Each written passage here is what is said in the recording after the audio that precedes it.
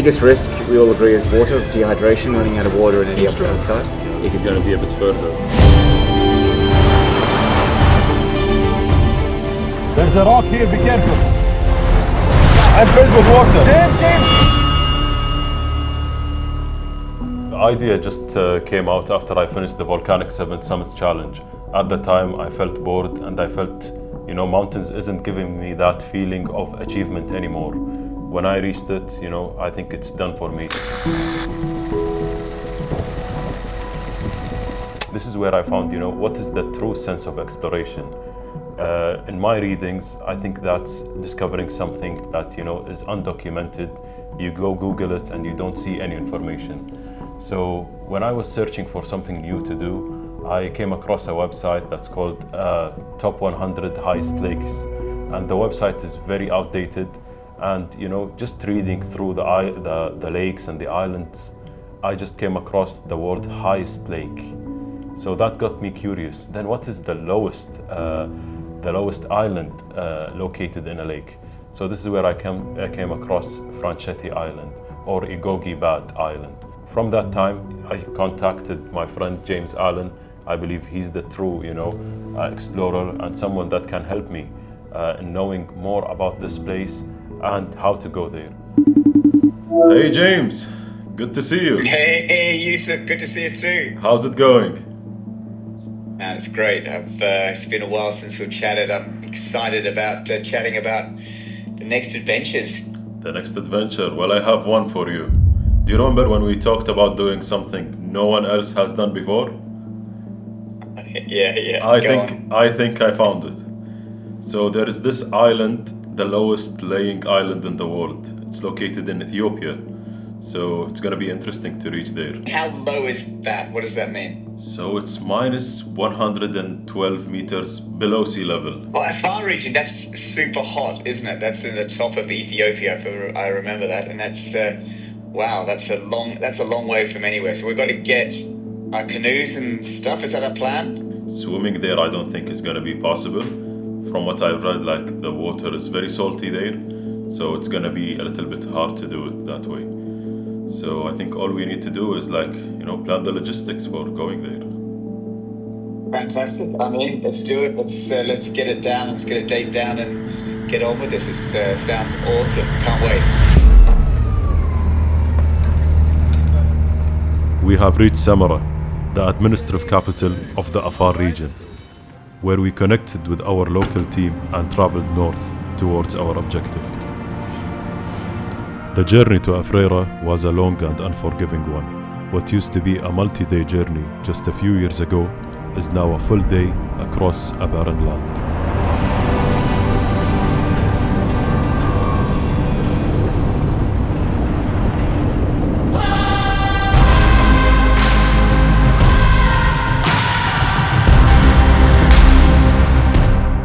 البحيرة اللي وراي هني بحيرة أفديرة أو أفريرة، لها أكثر من اسم، حتى الاسم المحلي يعتبر إيغوغي باد، والجزيرة هذه تعتبر أخفض جزيرة بالعالم. عدد الناس اللي راحوا الجزيرة هذه أقل من الناس اللي راحوا القمر. حسب الدراسة اللي سويتها البسيطة إنه 7 أشخاص. تواصلت مع شخص يعتبر أول شخص يسبح الجزيرة، سبحها في سنة 73 وخذيت منه بعض المعلومات. فإن شاء الله بعد كم يوم راح نجدف للجزيرة هذه ونشوف شنو السر بهالجزيرة. أغلب الناس اللي يزورون إقليم العفر يمرون عليها، يتسبحون بالينابيع الحارة اللي موجودة هني ويسبحون حتى على شواطئها، بس ما حد على إن عليها دوس والناس تروح لها، ما حد يتكلم عن الجزيرة اللي موجودة هني مع إنها واضحة قدامنا. فالحين بستكشف ليش. في أقاويل بين العفر إن هي جزيرة ملعونة أو فيها نوع نقدر نقول من الغموض اللي محاط فيها، فإن شاء الله راح نقابل ناس من العفر يأكدون لنا هالمعلومة.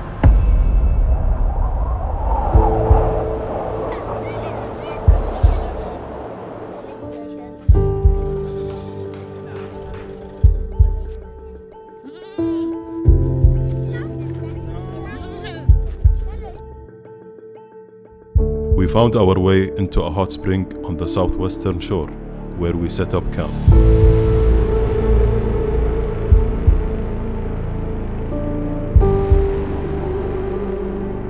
Our hearts pumped faster, our nerves tightened, and our breath grew heavier with each step closer to the shore.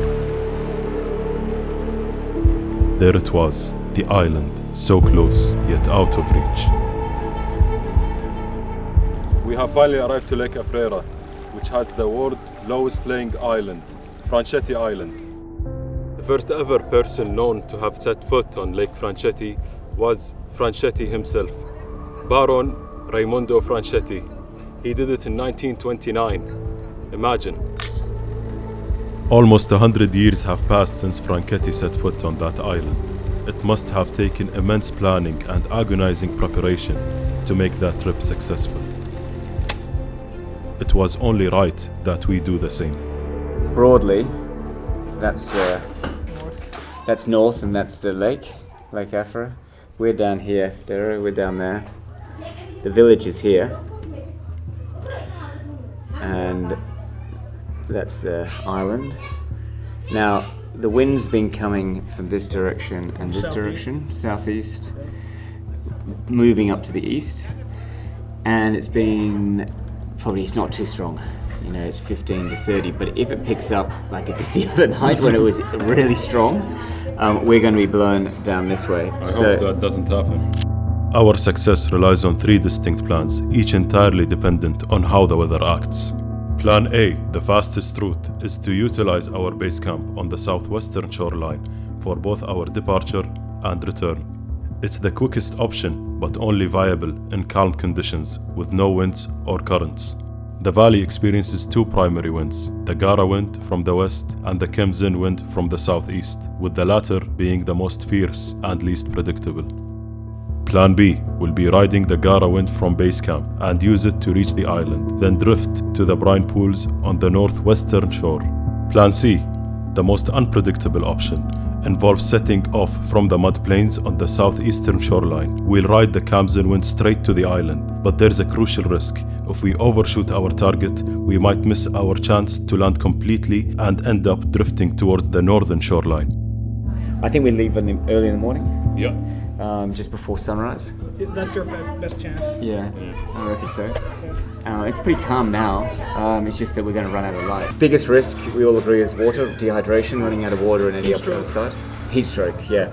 My biggest concern is the wind change. Instead of coming from the east, amount of Afar came from the west side. Okay, let's talk through that. Because this side is not accessible.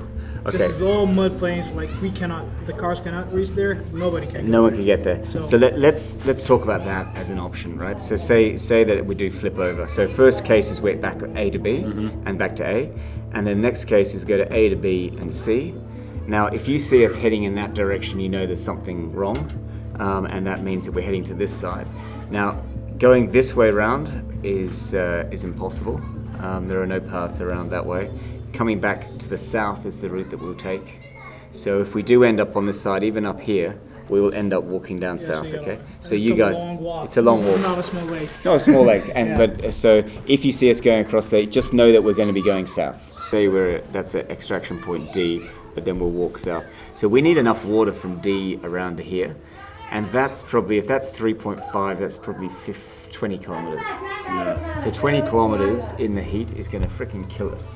So if we end up on this side, it's likely that we're just going to wait it out for the heat to die, because there's no shade. Mm-hmm.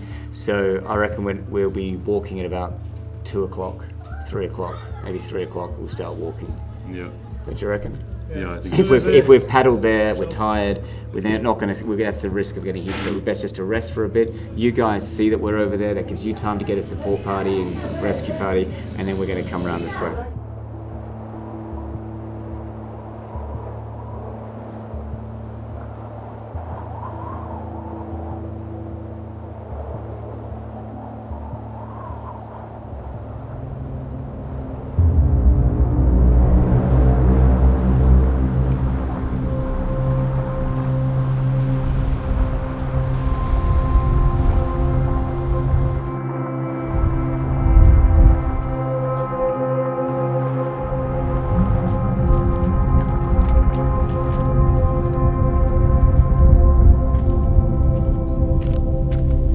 night we saw that there were some lights on the other side, and it was really windy last night. I reckon 50 k's, 50 k's, that sort of strength.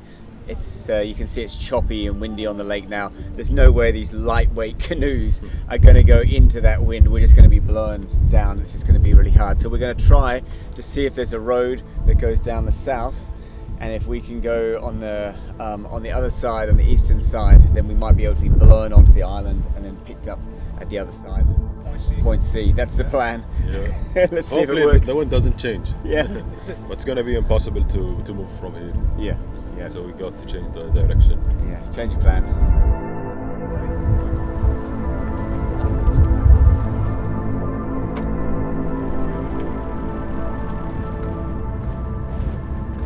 Following the southern shoreline, we found a dirt road that leads to a Chinese-run salt factory on the eastern shore.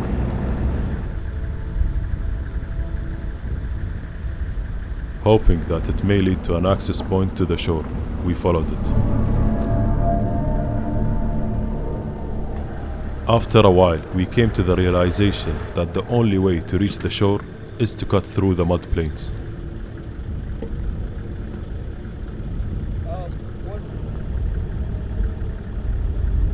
In here, we've got a kangaroo. Our hand sanitizer won't leave there. Got a pen, we'll leave there. Got a little koala, we'll leave there. And some shells, a long way from the beach. A compass. And then in here we have, we've put a bit of a history of the island and a logbook and some photos and just a few bits and pieces. Just for posterity, people can sign it when they get to the top, get to the island. We abandoned our vehicles and set off by foot, trekking through 2 kilometers of parched wasteland. Out of nowhere, our team back on the dry land were approached by local men with sticks and rocks.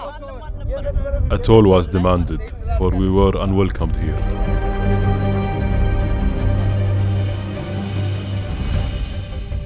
By the time our team dealt with the situation, we were halfway across the mud plains.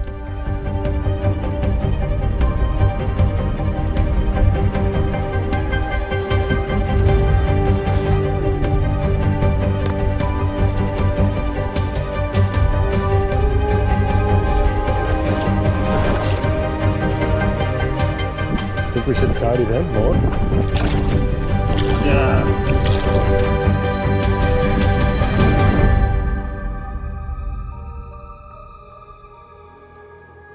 In mere minutes, our weary bodies started to succumb to the grueling conditions.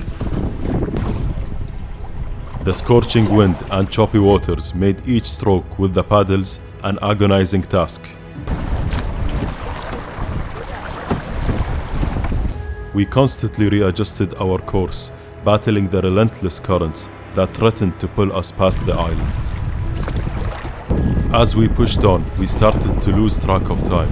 The island was not getting any closer, like a distant mirage hidden behind the waves. If I stop in South Pole and North Pole.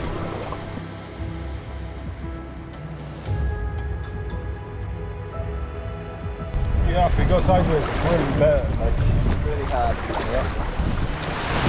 Whether by sheer determination or a stroke of luck, we found ourselves washed upon the rocky shoreline of the island. So we just got a call back from James and Joseph. Thankfully they made it to the island. Took them around 2 hours to get there. Exhaustion overwhelmed us, masking whatever excitement and happiness we had.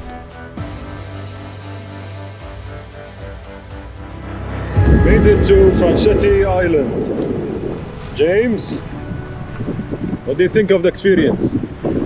Oh, fantastic experience. Yeah, really good. Wow. Yeah, I really like that. Look how far we've come. More people have been to the moon than this island. Wow. Can you imagine? At the top of the island, a strange mound caught James's attention. No way such a feature could be erected by chance. It was a cairn, battered by the years.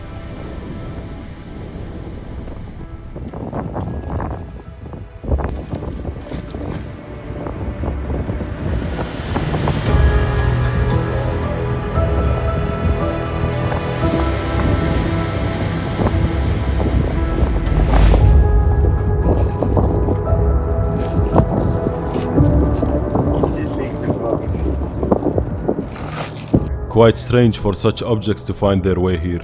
It left us speechless.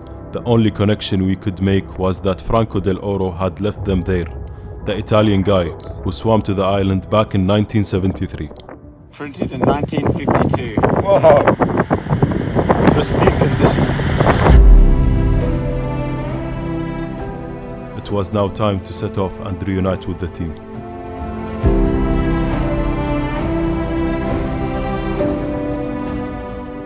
We left the island with more questions than answers.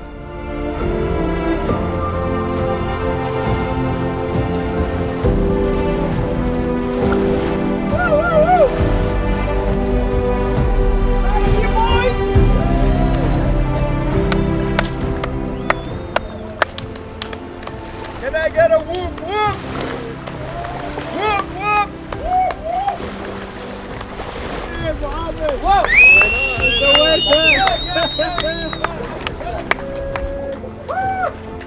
عاش محمد.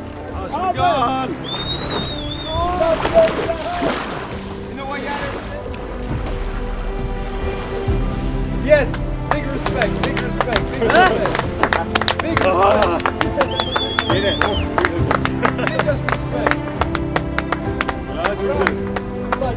All your research, fantastic. You're glad that nothing happened to us, unless it's gonna be. Listen, they know Rastafari.